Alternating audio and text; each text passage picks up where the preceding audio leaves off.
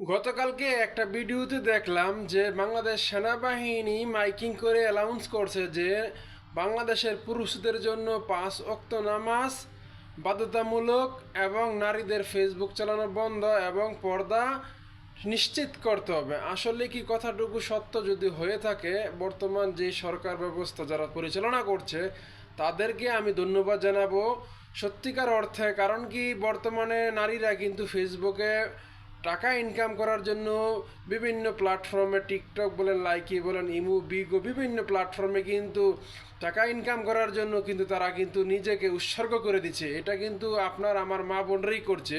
এতে করে কিন্তু টাকা ইনকাম করতে পারছে না, নিজেকে বিলিয়ে দিচ্ছে।